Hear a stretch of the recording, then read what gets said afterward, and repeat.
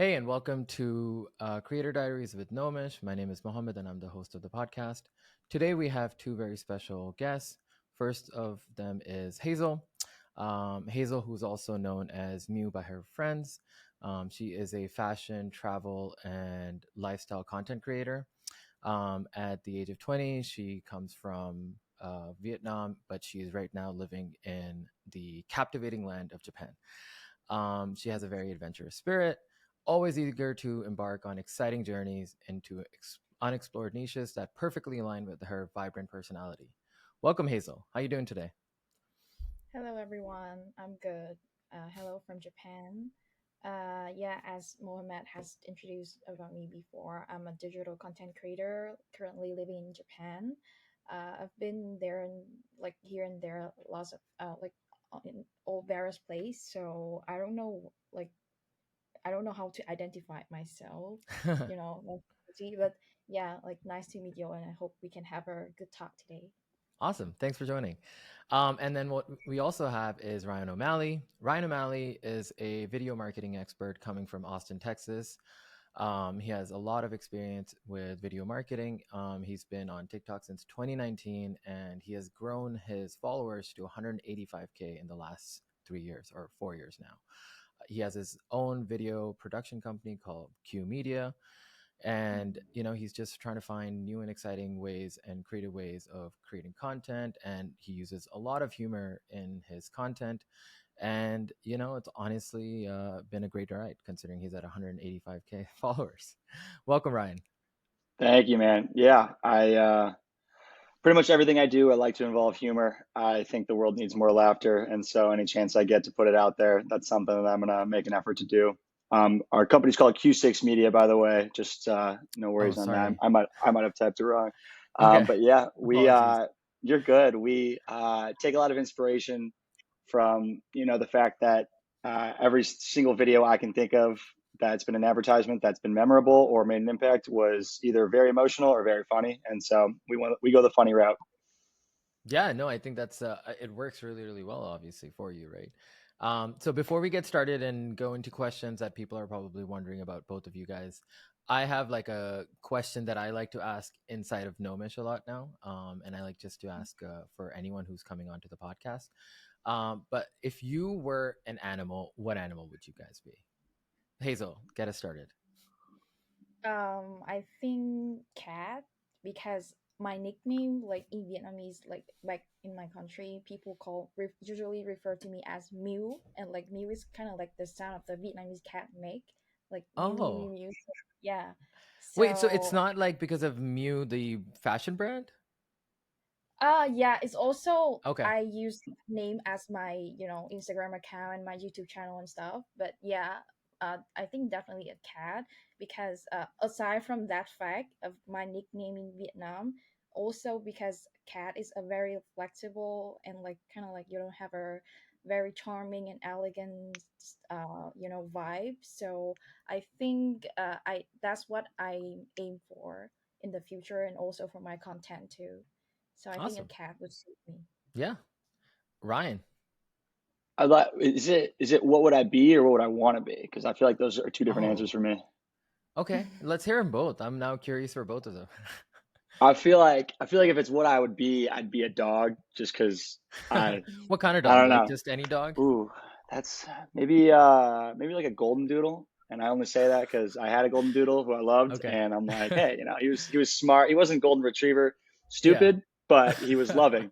So that, and then I guess if I what I would want to be, I think I'd want to be like a monkey or something, just hang out in the jungle, swinging around. I think that'd be fun. Wow. Hmm. Cool. Awesome. All right. Okay. So I have some questions for you. Obviously, you guys have done a great job building your brand, personal brands, and stuff, and very different brands, obviously, right? You're coming from different creative fields. So, one question I think a lot of people have is like, as you guys are growing and making this brand bigger and bigger, how do you maintain that level of authenticity and just keep adapting to the changing like environment and then changing trends and whatnot? Like, how does that work for you guys? Like, what is your thoughts? Hazel, start us off. For authenticity, I think because I'm still like I cannot do content creator full time. I still have my student life as well because I'm still attending your college right now. So is also so that's why I also create content that closely resonate with myself as an Hmm. international student, having like especially a person coming from Southeast Asian country studying in developed countries such as Japan, and like we have and I have to confront the language barrier here because Japanese is super super difficult to speak. So I also like kind of like create content about Japanese study, Japanese learning, and that kind of like so my audience is almost like some Gen Z audience with or some like international student who are also studying abroad in another country, in Hmm. another developed country. So we share like the same concern. So I just like hold on to that point to create my content and keep the authenticity for my all of my content. Yeah. Awesome. Ryan, what about you? Growing so fast with the whole media company as well, how do you maintain that authenticity, especially with different um, things coming through? Yeah, I guess with my TikTok specifically, I've never really seen it as like I feel like most content creators will find something that works for them and they will just hone in on that and repeat that process over and over again and really niche down Hmm. into a type of content. And I've just never done that. I've always known that if I kind of just picked one alley or one avenue, my account would grow and I would actually be able to, monetize it a little bit better. But for some reason, I've always just treated it as like a public Snapchat story, to be honest, where I just post whatever, this and that, anything I think that's is funny, and I think that's resonated well because it doesn't seem inauthentic where I'm like pushing a type of content. It's really just whatever I'm feeling that day. That's what's going to go out. Hmm. And then I think on the other side of things, as far as like putting out advertisements from brands and stuff like that, I really rarely ever choose to do that. And when I do, it's only because a brand actually resonates with me and I use that product. For example, I have a deal where I'm doing some with Everyman Jack, which is a body wash and soap and shampoo company. And they reached out to me and I was like, you know what? I use your product. I'd be happy to tell my followers that I actually use Absolutely. this and I actually like it. And so that's something that I like to stand by. Yeah, and I think the with authenticity, like the followers you have, they're not stupid. Like these are smart people. They know when you're just trying to push like a fit tee or some nonsense like that, right? Like they're not gonna forget that. They're like, oh no, this doesn't seem real. Yeah, exactly. um, yeah, 100%. So, is there like certain mistakes that you like common mistakes that people can avoid or other creators can avoid when they're trying to build their brand? And, are any mistakes you made in your past which you were like, "Oh, okay, no, that was definitely something I shouldn't have done and I'm just going to back out of this." Let's start with you, Ryan. Any common mistakes or simple mistakes you've made and it's like, "Okay, got to back out of this." I guess the one thing that whenever people ask me for advice, the one thing that I really like to hone in on is people forget the storytelling aspect of video. Mm, And that can mean a bunch of different things.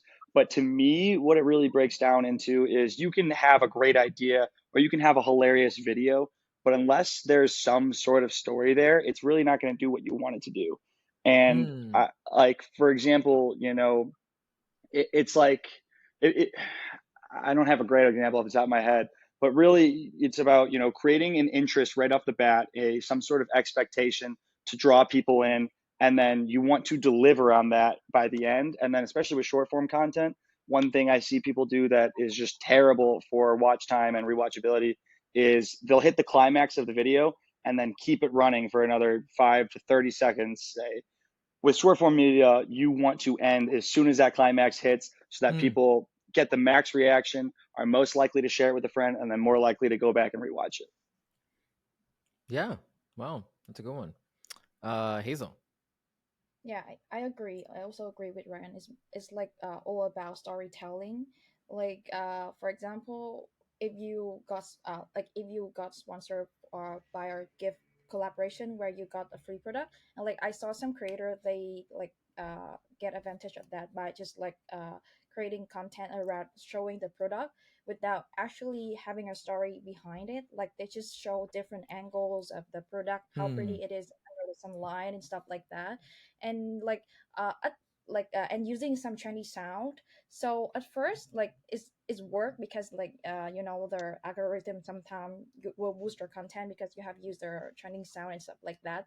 But like it's like how to say, it's uh, like fast food, fast chain content that it's really easy to make, right? Because you just need to cut and put it into a trending sound. But if you don't have any kind of like storytelling or like put your review, put your thought into reviewing the product and stuff like that, the audience, the viewer, gonna get bored because all they see is just all they can hear, all they can look at it just like the packaging, the product, and nothing else, uh, nothing aside from the trending sound and stuff like that. So I think it's really important to hone your storytelling skill to put it into your content creating process.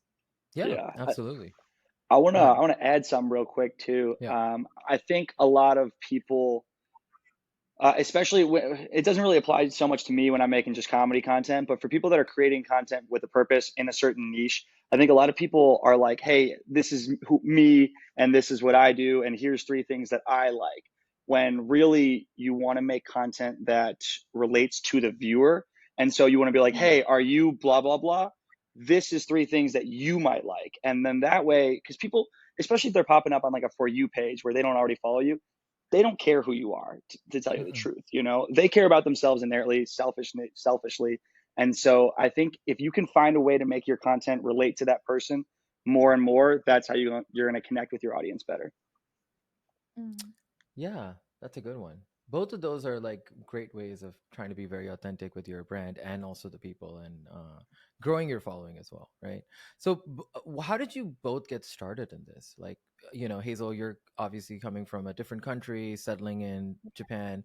What, yeah. where was that process like? What was that journey like for you? You meant the journey of starting my content creation in Japan, or like my journey of deciding to go to Japan to I you know guess like did you start your journey in Vietnam or did you start it in Japan, and like what prompted that journey, I guess? uh, Actually, I have made plan to create content like years ago, but it got like long overdue because stuff coming up. I have to take exam and Mm-hmm. and everything comes up. So, but like until I got settled down in Japan, and then I feel like life is kind of boring because at first when I was in Japan, Yeah. like everything is so new to me. I have so many things to explore. I can't even have time like to sit in my house to editing video and stuff like that because my friend always asks me out to do stuff. But like right now, as I'm like a third year student already, so I'm almost finished with all my course, and like I get more free time, get more time for myself, and I kind of like uh, I want to have a different perspective, have a different viewpoint when I explore Japan, like not as a traveler, not as a person Mm. who just come to Japan, but more in a deeper way. So I want to like convey that kind of like idea through my content and also through my lifestyle, like not only showing the flashy, fantastic, romanticized international student life, but also the hardship moment, the tough moment that we have been through. So yeah, so I think that's how I start, and also yeah, like my parents also encouraged me to do so. Like they Really? even yeah, like Wow. because they are still in Vietnam, and like Yeah. I'm alone in Japan, so they want to See have a your way life. to see my That's life because awesome. I Yeah. so they can like have Yeah. a family dinner, and like they open YouTube and like you see my face there, and like it's so embarrassing, like mom stop, don't do that to me, do it behind. Yeah, but like and they kind of like encourage me to do that as a way to check up on my life, like to see how many clubs I have been hit on and like that, but it doesn't work that way. Yeah, It's so like a way for them to like keep an eye on their child as well. They're yeah, like, I know exactly where she's at today, because she recorded it anyways. yeah. I feel like So that's in my generation, that was like Snapchat. People used a lot, right? mm, Like your parents were like, "Hey, let me add you on Snapchat." It's like, "Oh, that's okay." I don't, Oh yeah, I'd never let my parents add me on Snapchat. right? yeah, my parents don't use Snapchat and They stuff do. like that. Okay. But this is like a great way for them to always know what you're up to, which is that's an interesting. I've never heard that one before. It's like, hey, why are you a content creator? Well, my parents wanted to know where I'm at. Yeah, That's awesome. funny. Um, Ryan, so you obviously you have a funny bone. But how do you get started in this? Like, what prompts it? Like, what keeps you going? I mean, I was a YouTube kid, so I started off when I was like 7. My parents got me one of those old flip cameras, and just from there, me and my buddies, I would just force them to be in my YouTube videos constantly. And so Wow. that kind of grew, yeah, on itself. There's definitely a bunch of stuff still out there. I've gone back and tried to hide some of it, but I forgot some passwords to old accounts, and so it's out there. You can find it. And then in high school, I joined a TV class and I did it all 4 years. My teacher was amazing. Shout out Bill Allen. And I just Mhm, learned a lot. And even at the time, I still didn't really know what I wanted to do with my life. So I mhm, went to college at the University of Alabama, where I ended up turning into a creative media major my sophomore year. And then my junior year, I met a couple guys that were just shooting a party. And I was like, what are you guys doing? Like, and they're like, oh, we just shoot for fun. And then occasionally we'll try to sell it to the bar or sell it to the fraternity that we're shooting at. I was like, that's so interesting because up until that point, I'd always looked at video as if I want to do this for a living, I have to either work in movies and television or work in advertising. mhm. And so this opened up a whole new avenue for me. And suddenly I joined these guys. I still run the company with them today. And that changed it from being able to shoot concerts and music videos and YouTube videos and TikTok videos and everything in between and actually make a living on it. And that was just never something I thought was possible. So that was really cool to get into. Wow, that's awesome. And this is the same people who you run the Q6 media with. Yes. Yeah. Okay, awesome. That's great. And but what are your goals, I guess, right? Like for both of you guys, like is this something that you're kind of in the moment or it's like, hey, this is where I want to be, right? Like obviously you talked a little about movies and, TV and stuff. Is that the Mhm. goal, Ryan, or is like now it's just a completely different goal? No, I think for me, I want to keep running my company for as long as I can and build it up to the point where it doesn't even really need me anymore, and I can kind of just do what I want, whether it's writing a script for a commercial or showing up on set to direct. But I think me personally, I like the content creation side. I like being in front of the camera, whether that is just me personally making more content for my page, or even I Mhm. do a little bit of acting as well. I think it'd be cool to do movies, TV shows, anything like that. And so I'm open to possibilities. I have no idea where I'm going to be. I couldn't give you a 3 year goal if I tried to, but I'm very much so a go with the flow person. I'm very spiritual. And so I believe everything that comes into my existence comes into it for a reason. And I just am a yes man. I say yes to new opportunities. That's part of the reason I'm here doing this You're because I here, was like, yeah. screw it. Let's see what happens. Let's see. Let's talk to some people. 7 a.m. Ryan's like, all right, might as well. It's a great time. I have Love not it. been up at 6:30 in months. So you guys are special. I know we really appreciate it all the time that you've given us. Hazel, what about you? What's the goal here? What do you want to do?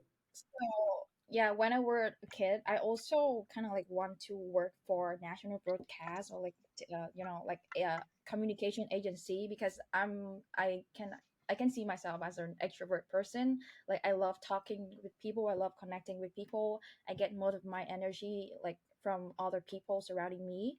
So I just enjoy like doing something that kind of like have an interactive experience between people. So I decided to kind of like start off this as an hobby, just a pure hobby for content creator, like sharing about my life, and also as a way to connect to more people across the globe, and a way to like I don't know, like in the future if I'm gonna be self-employed, like I can like self-fund myself by being a content creator or not. But like even if it's not, it's still like I still think of it as a great like launch bait for me to build up my portfolio, and like if who knows, in the future I can use that to apply to a creative agency in the future or stuff like that. So but as for now, it's like more of like a hobby, a passion to me. Yeah. Okay. Awesome. But I mean, I think for both of you guys, right? Like you have so much experience being in front of a camera and the amount of how comfortable you guys are, right, in front of camera.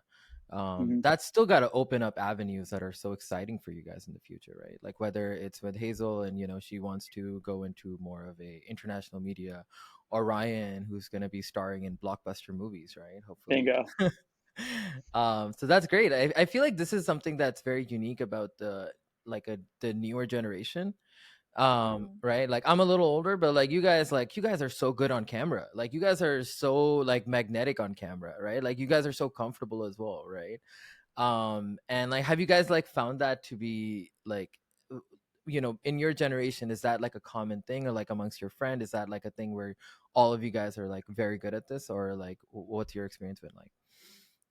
Um, I'll say I'll say no, and it's one of those things that I assumed that was to be the truth just because it comes naturally to me. And so I guess I never really put myself in other people's shoes. But for example, when I started doing UGC content where I was making advertisements for brands, just, selfie video style, I was like, this is awesome. This is so easy. I need to tell everyone I know about this and I want them to do it. And so I reached out to friends and people and they were like, dude, I can't do that. And I'm like, what do you mean you can't do it? Just try it. And they would try it and they were right. They were just looked uncomfortable and they didn't give off that natural feel. And so I would say there's definitely a lot more people in our generation that can do it. But as far as it just kind of being a blanket for everyone that's so used to being in front of their phone, it still isn't necessarily an everyone thing. But so like what was your advice, like follow-up advice to your friends, right? It's like, hey, I did it and it looks really bad, or not, just like very, they look like just doesn't come off authentic. What was your advice to them to like sort of work on, or like, hey, you should try this instead? Like what did you say to them? I guess depending on the type of content, because some of them are, you're reading a script, and some of them it's just like, hey, talk about this product. On the talk about this product ones, it was easier because I would genuinely just tell them to do ones that they were interested in and Hmm. stuff that they did like, because then they could be more authentic. And then Yeah. just focus on those. Don't focus on the ones where they give you a script and you just read it word for word. Yeah, I feel like the script one sounds very hard to make it sound good, right? Like I feel like you have to be a pretty good actor to like actually make a script like work for you. Yeah, I think that's what I noticed. Yeah. What about you, Hazel? What's your experience like with your friends group, or like people and like have they tried it, and like what's their experience been like? Yeah. I would say like not everyone in my generation is comfortable with cameras. Like I think, but comparing it, just to compare it with the uh former generation, like our parents, definitely we are more comfortable with, like, have more access to social media that make us feel more, comfortable when sharing our life on, social media platform. But still, I know lots of people are still having camera shy, even though they're a content creator. So they mostly just make content that doesn't show their face. But I think like the reason, like, I can get comfortable in front of camera because, as I say, I'm an extrovert person, and I actually have to practice a lot. Because in Japan, it's not common for people, like in my city. I think not in Tokyo because I'm not living in Tokyo, but like in my city, it's not common to see a person, holding the camera around, walking on the Hmm. street. Yeah, because Japanese people gonna give you kind of like some weird kind of stare and Looks. look Yeah. if you do that on the street. It's kind of like opposite to the state, because I Yeah. I know a lot of US creator. It's like a common thing, like especially in big cities, to do that. Like Totally. there's, yeah, an area that people just holding the camera, like, all you see is like this influencer, that influencer. But like in Japan, it's really hard to meet celebrities in on the on the road, like accidentally bump into them is impossible, because they all Yeah. work under an agency, professional agency, and if they want to go out, they will, like, there will be like some camouflage, something like that. Really? So it's, yeah, How do they so camouflage that? I Do you just I like put a don't know, like, box around the area like it's like a tent? it's like they try to blend into the crowd by wearing wig or something like that. Oh wow. I have seen like social experiment like that when I were in Tokyo. Like a celebrity were there, but no one can detect because they have wearing wig and cosplay into another person, like totally different from how they appear on social media. But however, like I think it's about culture too, because Japanese people tend to feel shy when they share something, even to their friends, not to other like strange people that they know from other side of the screen. So like they put more emphasis on individualism rather than socialism, like how the state people like kind of like having right now. So I think is also depends on culture. And but at first I also feel weird doing that too, but like after times and like my friends there too, like I say, okay, who cares, just give me the Yeah, stare. Because in the end of the day, they're gonna forget everything about me, like they totally. don't know who I am. And like most people giving me stare just like old people. Yeah, old people. Because they don't Yeah, understand, right? They probably have never seen you yeah, on probably TikTok, or like don't nothing. even have TikTok. They're like, what is Yeah, happening? yeah. Yeah, so that's the best thing to vlogging in Japan is like if you just put your camera there for 3 days and then you come back, it's still there. No one's gonna take it. I almost Wow. forget. Yeah, I forgot my like my tripod once at the train station because I was rushing to school. But yeah, 2 days later I came back and it's still totally there. No Wow. one's no one should. I gotta go to So Japan, man. I've been meaning to go to Japan. Just gonna leave my wallet around. It's just like, oh, I don't need it yeah, right now. It's too yeah, thick. yeah, like no one cares, no one care actually. So I feel so after times practicing giving not giving a shit to people, I have to learn. So yeah, so it's I get more comfortable now, but still sometimes when I go to big city, yeah, it's still feel kind of weird. To do it. What Yeah, about to you, do it. Ryan? Like, what about like filming in public and out and about? How's that been the process been for you? Yeah, it's definitely like jumping off a cliff. You know, you're like kind of nervous all the way up until you do it, and then once you do it, you're just like, who cares? As far as like me personally, like I've done some like man on the street type content. Mm. That stuff's tough. I gotta usually loosen up, take a couple shots before it. I get a little bit more in the zone.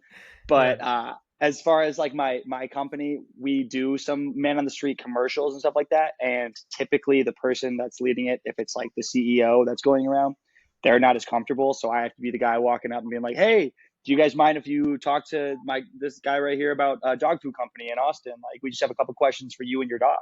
And so it's definitely not the easiest thing in the world to do, but again, I look at it like this, if you go up respectfully and you treat people with respect and ask them if they want to be a part of something, they'll either tell you no or they'll tell you yes. And that's, some people are stoked.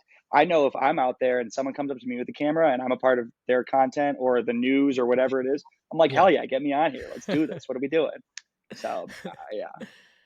Yeah, no, I mean, I think obviously living in New York and stuff, you see a lot of content creators walking around Soho, Chelsea, and whatnot. And honestly, like props to them, right? Like these guys have so much energy and they just do not care at all. And I love it. Like it's awesome to see like people in their zone and just, doing what they want to do. And not really caring about people. Cause I think like for me, I would definitely feel a little subconscious, but I got to try it. Maybe I'll start recording in Chelsea now. It's There like, you oh, go. fuck it. I'm recording in Chelsea now. We Yeah. should do this interview in like in Central Park, right? In the middle of park and stuff. There's like a Public podcast that interviews. does it. Yeah, Yeah. there's like a Podcast, podcast but that does it. outside. Yeah, yeah, Yeah, yeah, something I like like that. those That's pretty. guys. They're Yeah, solid. those guys are good. They just like randomly like bring people in. It's like, hey, what do you do? It's like, Yeah, and see, I've thought about doing something like that because I like that so much more than going up to people and like putting a camera in their face. It's like, hey, do you want to be a part of this? Sit on down. So I've thought of like exactly. similar types of content Yeah, to replicate. yeah, that's a cool idea. Maybe I'll do that actually after this, guys. I'm just gonna head to Central Park right after. Dude, let me know. Buy me a flight. I'll be out there. buy me a flight ticket to the Yeah, States. yeah. Don't forget about Hazel. Come on now. All right. I guess we're taking this. We're doing a second version of this in Central Let's Park. go. Let's go. Lock it in. Sponsored by Nomish. Sponsored by Nomish.